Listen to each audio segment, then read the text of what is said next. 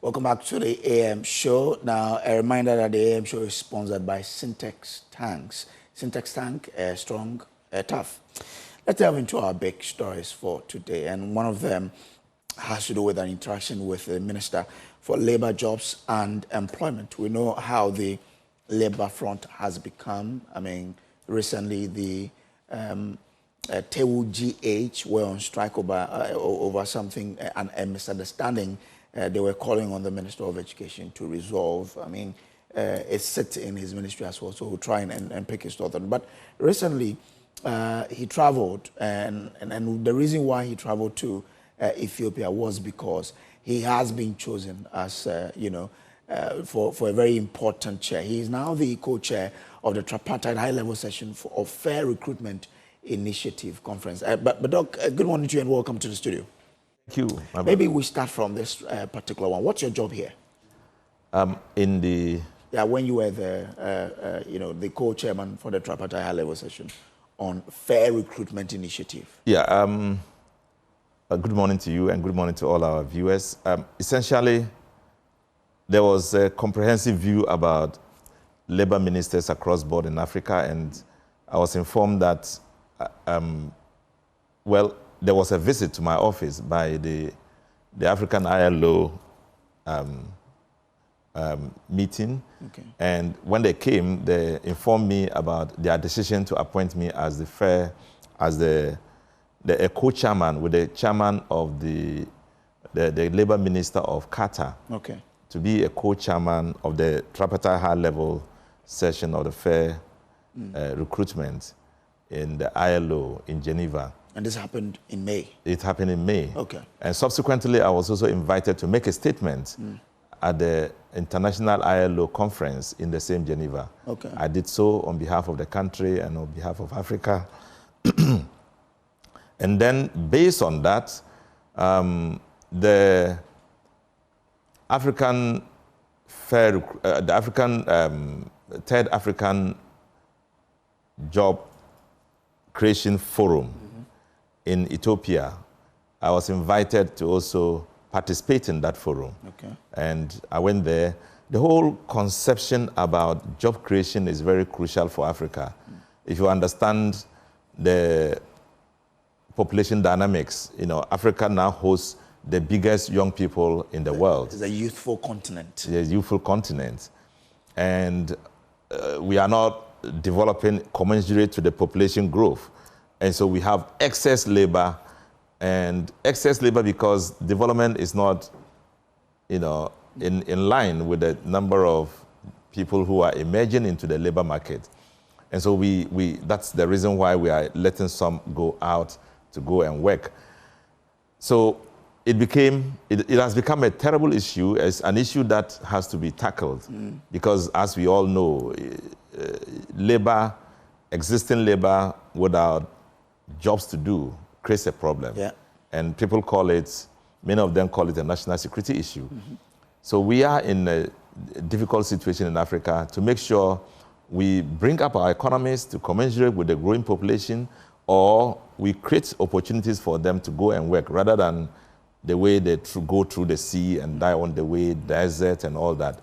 So it's a critical issue that we are tackling. Okay. Now, you mentioned national security issue. Yeah. From where you sit and the statistics that you've seen, do you agree or disagree that it's a national security issue? If you look at what is happening in the continent, if you look at what is happening in Kenya and even in West Africa, where as a result of lack of jobs, they find space to try to attack government and eventually create a national problem, you would know that it is a national concern. And if you don't engage your young people, they find a way of engaging themselves in ways that will not suit the status quo. Sometimes it is for them to go out and look for work by killing people to take their money or threatening them to take their money, doing all the kinds of things that are antisocial. So it is a national security issue if you don't engage your young people. But it starts from the kind of education you give them, the kind of training you give them, the kind of equipment you give them to be able to tackle the challenges of the day. And I think that it is something that has dawned on us to review our curriculum, to be more serious in the TVET programs, to expose them to situations where they can engage themselves, and to challenge them to be innovative in their thinking. A few days ago, I attended a program. The DTI Jobs and Opportunities Fair? Yes. Okay. Yes, the Jobs Opportunities. And I was impressed with the way many of the young people are taking the challenge, you know, being innovative, being creative, and the institutions that are taking them through and helping them to bring out what is in them that is not in other people. And I went there to speak, and I told them it's important to recognize that God has created each of us differently, and that in each of us, there's something that doesn't exist elsewhere in the world that you can bring out and then people will buy. And I cited examples of Elon Musk, Facebook, and all those people who came out with something new that we all are looking for. We can still have people like that. We are still having people like that all over Ghana, and that somebody should emerge to tell us he is the one or she is the one. So it is time for us to inspire the youth. But in all of that, it is the support system, yes, and the conditions that can encourage these people and support them to come out to really realize their potentials. Yeah, that's why. What systems are you putting in place? That's why we having the youth apprentice program, where you can, what you know, bring it out, take some resources, build it, and let's see how it goes. You know, we have various ways by which we want to bring out the youth by supporting them in the skills they know. And once they are up to the task, we find a way of finding them resources to be able to advance it to the next level. We are very conscious about that, and it is the reason we have all these programs, the Jumara programs and things like that. And once you go into it, it is not for you to just to end now. It is for you to think beyond the ordinary, to think beyond the present, and to see how you can invent and create something that, you know, can be of use to the nation. And it's also the reason why in my ministry, I want to launch, and I'm launching, a program that is going to test young people at the end of every year. Test them, find out what they can do, bring it to the public, expose them to it, let them know that the nation cares for them and is watching what they are doing. So how's this going to be? Test on what? Well, after the programs that are lined out, at the end of the year, we bring some of the best guys together who have invented something that is creating jobs. Okay. Yeah, who has invented something different? How is it creating jobs? How many people have you employed? What is the future of that? If we can see that such people are capable of taking it to the next level, you award them for it. So in the end, you know, people know we care for them and we want to support growth. What's the name of this program, this project that you lined up? It's not defined. It's not properly. Will it be more like the presidential pitch we saw? No, this is going to be an award to the best invented program. Okay. The best. In fact, we are developing it. It's going to happen in the end of the year. Okay. So once we fully develop the concept and it is agreeable, we will then publicize it. I'm just giving the broad mention of it, that what we want to do. Okay. Yeah, so when it is fully done, our idea is to bring it on board, and you know, all those people who are beginning to get some support now, we'll see how in the end of the year, within 1 year, what they have done with their resources, how it has helped them. And I'm going to work with the Ministry of Youth and Empowerment to see how we can work together to create this concept. Okay.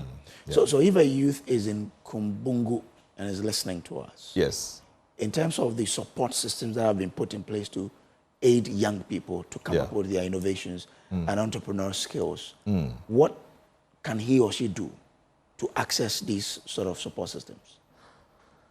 This support system is coming from the Ministry of Youth Empowerment. But I'm interested in how many jobs will be created as a result of what they have earned. Okay. So I would be more interested in the outcomes of what they have given. Okay. What has been given to them. So, and the job creation capacity of these people. Okay. And then we will see how we can award them. Okay.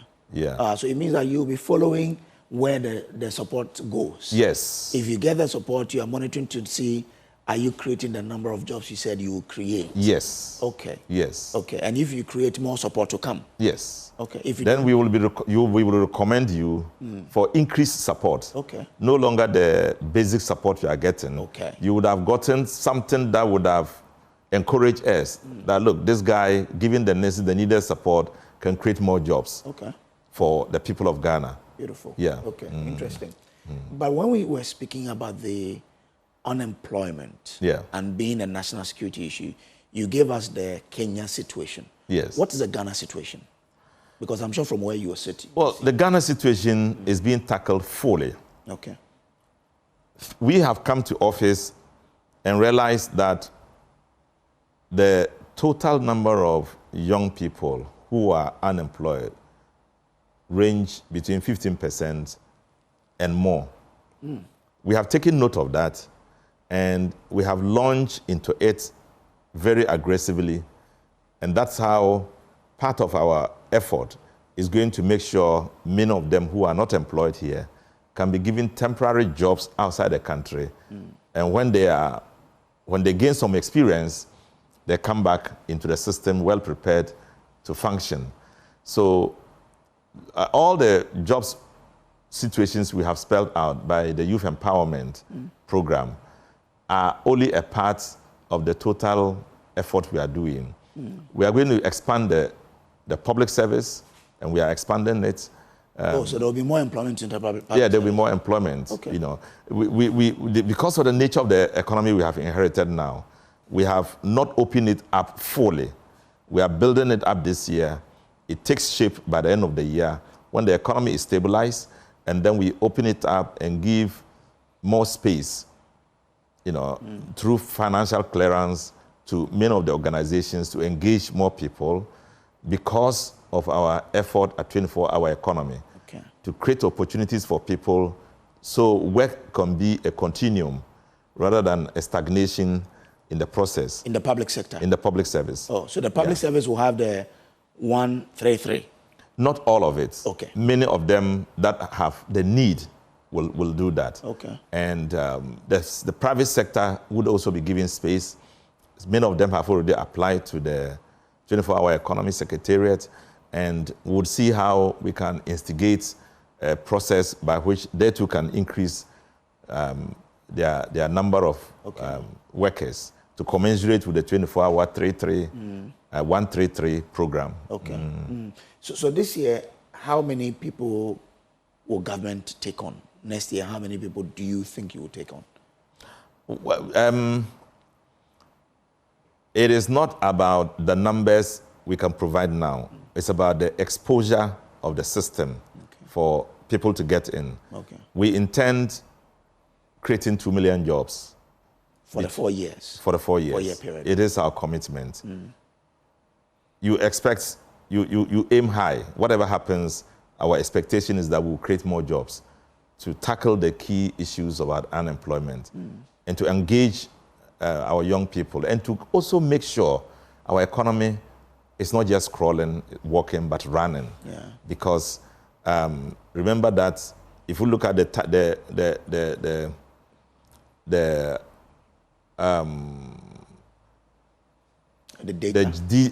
data on the GDP growth in Africa, Ghana was like number 8. We got to number 10. Cote d'Ivoire was behind us and other countries. Now, they have taken over. 2 countries have overtaken us. We are struggling to be at number 10 now. Within the last 8 years or 9 years it's not been very good for Ghana. Okay. We have fallen far below. We need to pick it up and get back into the stage where we can be one of the best developed countries in Africa. So we are looking at all that in totality. And you cannot get that done if you don't get people engaged working. And working means that expanding the economy. Okay. And when you create the opportunity for the economy to expand, you have the potential to have a good growth pattern. Okay. But because you said you are doing limited, you're exposing the public service to a limited number of people, I thought that you have, or the number of people you intend to employ this year.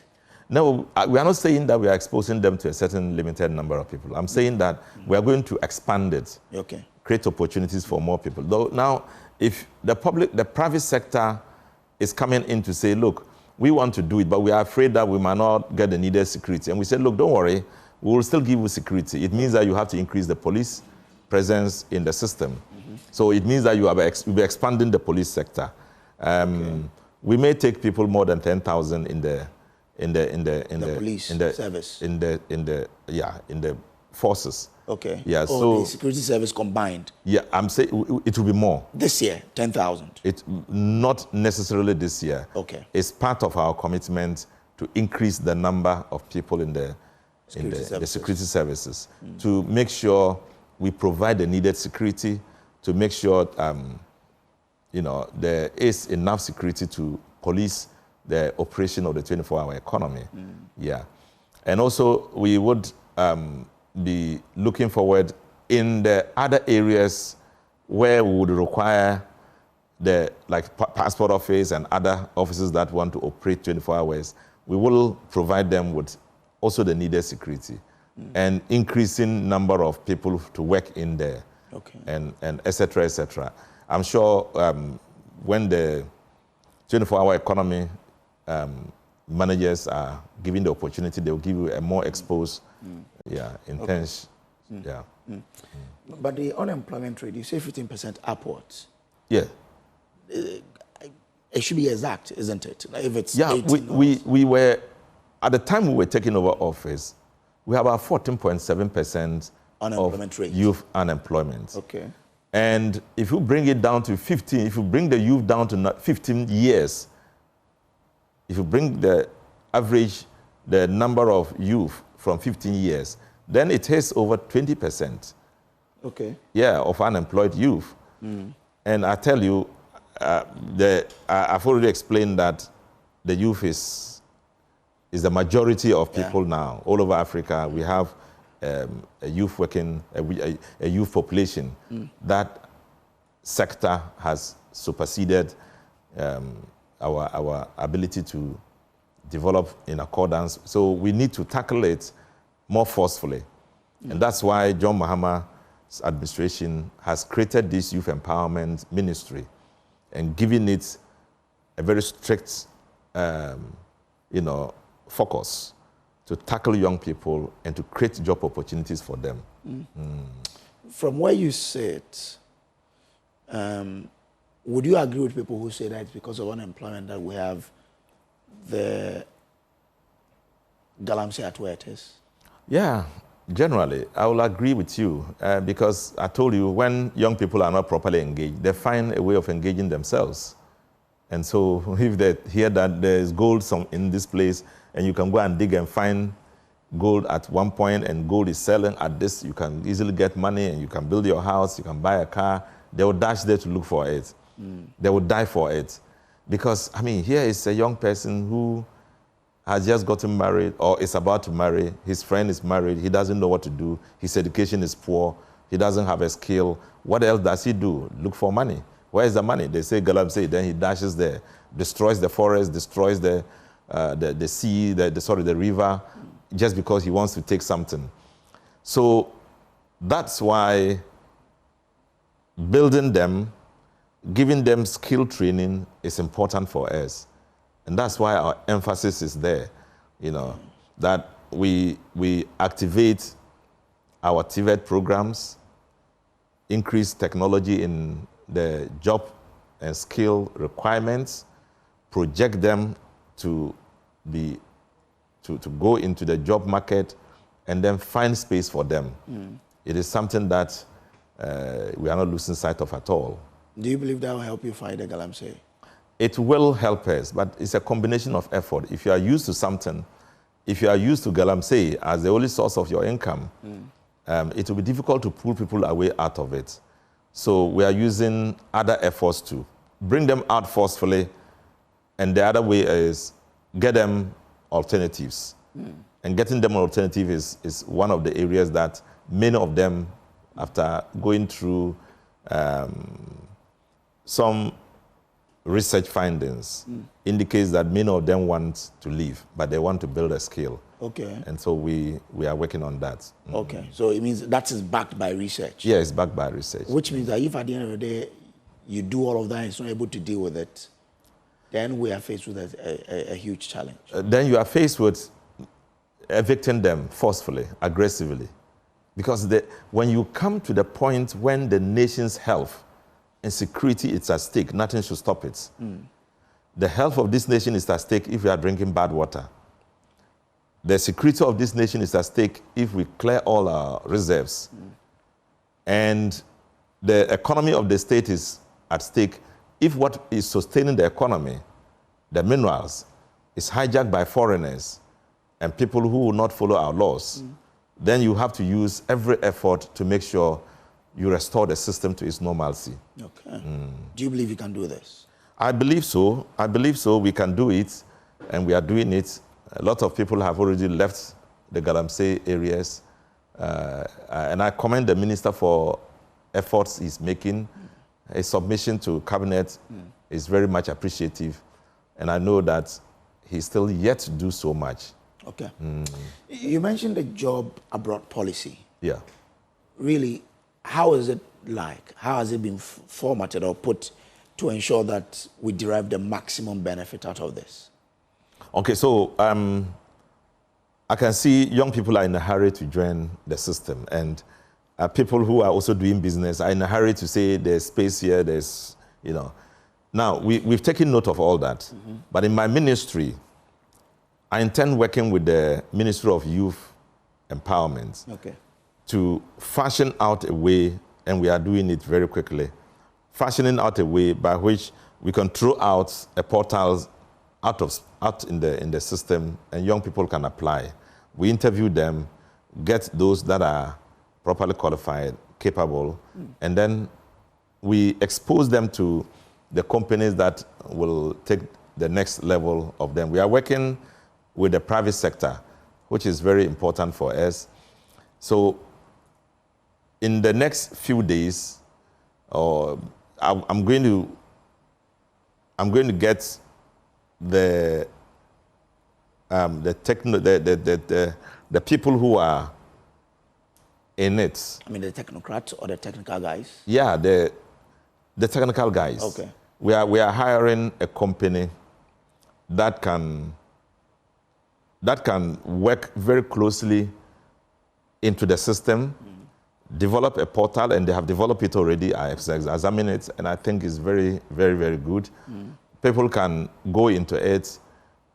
They can then streamline them, bring them out, give them to the Ministry of the NYE through the ministry, and then they will then interview them and get the kinds of people that we would require to send out. Yeah, we've gotten a lot of proposals and requests from outside the country, and we cannot take people out just like that. One of the things that caught the attention of the public, the international public, about what we are doing in Ghana is about my pronouncements to say that we will no longer allow young people to leave this country into the hands of people who will just use them and use them the way they want to the disadvantage of the young people and to national disadvantage. I will want to sign memorandum of understanding with every company that is stepping in here seeking to take our young people outside. And we will cause the Ministry of Foreign Affairs to sign a bilateral with any country that wants to engage Ghanaians and take Ghanaian labor out, so that within the space of our law, they can operate in manners that will not be a disadvantage to them. We don't like the situation where young people are out there working. They are conceived as slaves or servants when they should be seen as working people. You know, so within the confines of our law, we will send them. And then the memo of understanding will also include the fact that they will be treated according to the existing labor regulations in Ghana. Okay. Once they agree to that and sign, then it follows them there. I have a program to ensure that we also follow up to make sure that they are not at any point in time at a disadvantage where they are. Okay. Yeah.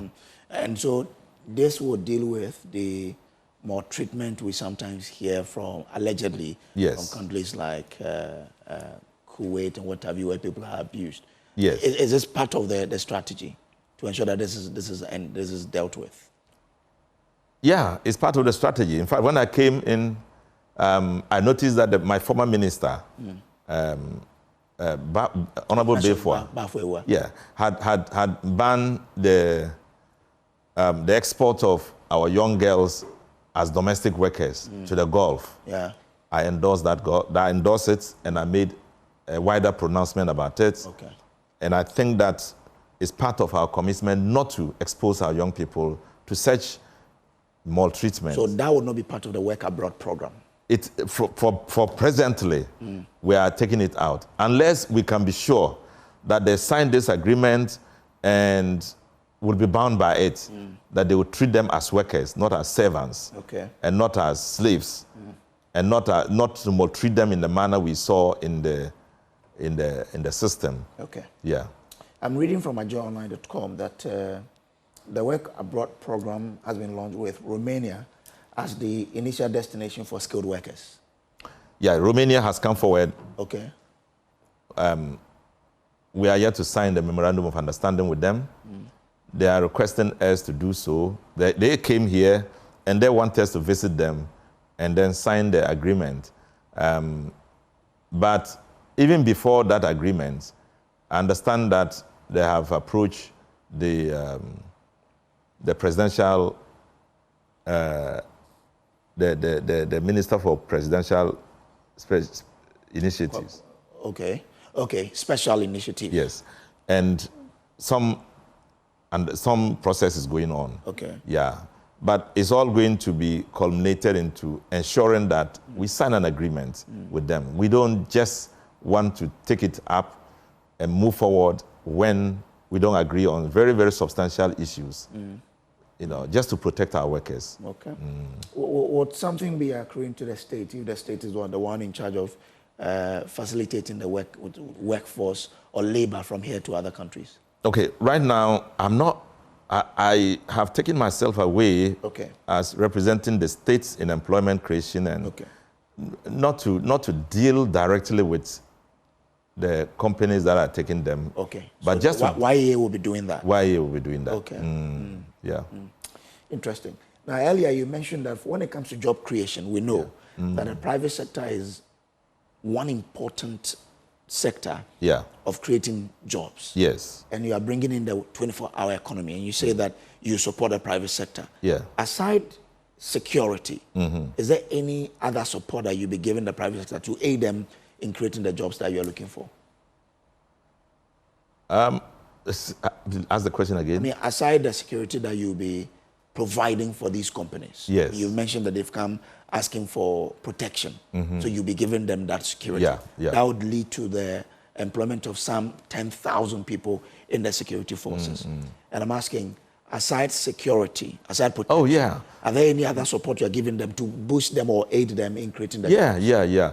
If in running 24 hours, you are short of your capacity to do so, we will increase the capacity for you. We will support to increase the capacity for you. Okay. Including boosting up your company's capacity to do the 24-hour economy. Okay. You know, all those things, electricity supply, we are willing to give you more power to be able to function well.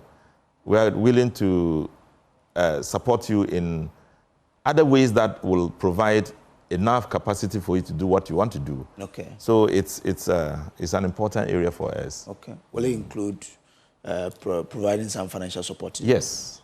it includes that supporting you to secure more funding, and to be able to function effectively. Yeah. Okay. All right. So those who are eager to go into the 24-hour economy, this is your time. Approach the 24-hour economy secretariat, have a discussion with them, tell us what exactly will help you to advance the course of your business. Let's see how you can run the 24-hour economy. Let's see how many more people you want to engage, and let's eventually see how much production will go into the system. We want to boost this economy. As you produce more, export more, employ more people, there will be growth. And the nation as a whole is going to benefit out of it. Okay. Moving away from employment creation. Yeah. But before, you remember when the National Youth Bill, which created a youth employment agency, was being debated? Yeah. I mean, there was cause for the fact that the National Youth Bill should be responsive to the multi-dimensional needs of the Ghanaian youth. Will you say that, in fact, after all these years, that is being done? That the bill, which created a youth employment agency, is living up to dealing with the multi-dimensional needs of the Ghanaian youth? Yes. The bill or the law, became a the law. act, Yes. is giving us the legal room to operate. Okay. But the functioning of it depends on the LI, the legislative instruments. And if we want to do anything more on it, the dimensions are created in the law, and it's good. Okay. If we want anything more on it, we will have to do an LI that has the potential to explain the law and to bring it into functional ability. Okay. Yeah, but at the moment, we've not seen enough challenges yet. But I think that for the meantime, it's good. Okay. Yeah. Let's now look at the labor issues. Yes. I mean, since you came in, there's been quite a number of them. The nurses went on strike, teachers have. Let's start with the nurses. Where are we with that negotiation you were having with them? Well, the nurses, that is the nurses and midwives. Exactly. Yeah, we have had a number of talks with them. They have had a number of talks with the Ministry of Health, with the Minister of Finance. They have sent letters to me. They have been engaged by the Labour Commission. Yet, they have not gotten to the point where they say they are satisfied. We got to a point when we were to offer them part of what they are looking for. And they said, no, they don't want part of it. They want all of it. Okay. Now, but we've been explaining to all workers in this country that you have it because you can give because you have it. If you have an economy that cannot give, you don't ask for what is not available. And so, and I agree with the Minister of Finance. We are in a transition period, a period when an economy run by the last administration had come down so low, which was below C minus, into something else.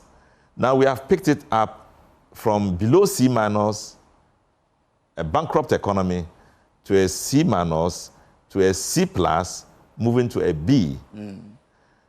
Let us get there, and money will be available for distribution or for expenditure.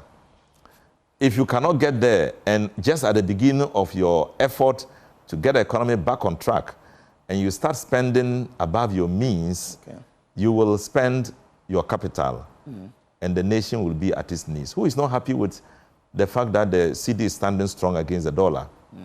We are happy about it. It's making us buy cheaply from outside. It's making us, giving us an economic respectability, and we are on foot. Running. If you decide to start fulfilling labor issues, which is a necessity, and which we are going to do, before you have the capacity, labor itself will be angry with you in the end.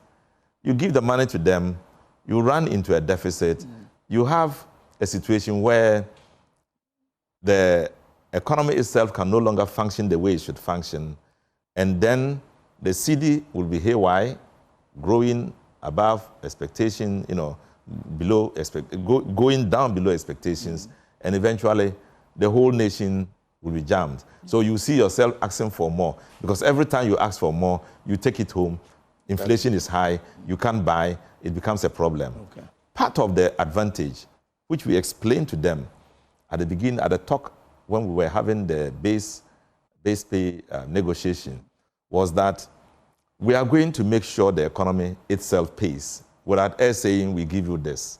Look, now the cedi is down, the cedi is up, the dollar is down. The prices of items have fallen. Prices of rice have fallen, prices of maize have fallen, the price of fuel has fallen. You can now buy it easier than you could have bought. Now, the extra money you would have spent buying it is now in your pocket. Without us giving it to you, the economy will give it to you by just being strong and functional in a way that is capable of taking care of the nation's demands. So give us space, let's do all these things, and then we turn around. So the minister says that, look, give us up to the end of this year. We would have done enough stabilization of the economy, would have brought in so much, and then we can attend to all the needs that are in front of us, that are being brought to us. Okay. And I think it's a logical argument. And so we respect the nurses and their argument. They are very critical to our economy. And I think that these are people you don't tamper with or don't toy with. And so once you bring your issues, we will deal with it. But please understand us, that as we do it to the point when you can be satisfied, there must be an instrument capable of supporting it. And that instrument is the financial capacity of government. So they agreed to give you the space to the end of the year? There are, I believe they should. But I heard the Madame Perpetua's insisting that they want everything now. And talks are still going on. Oh, okay. So talks are still ongoing? Yes. Do you have the firm assurance that we won't have any strike again from that front? Because that's a sector that if they go on strike... We don't want a strike. The nation... You see, when you talk about a strike, people think that it's government that will suffer. No, it's the public that will suffer. Government means the public. We all are going to suffer. You go to the hospital and there will be no nurse there to treat you, which is a damning thing. People can die even before they see the doctor. And we don't want that. And that's why we are willing to go along with them. Okay. And it is the reason also why we want to do it progressively. And so the finance minister says, okay, presently we can do two things, your uniform and then your allowance. Let's agree to do that now, so that we can tackle the other one subsequently. Agree with that. I don't know why they say they don't agree with that. So it's not just about the government, nurses, it's also about the nation. It's about yourself. It's about all of us. So let's temper our anger with the needs of the people and allow issues to emerge that will support all of us.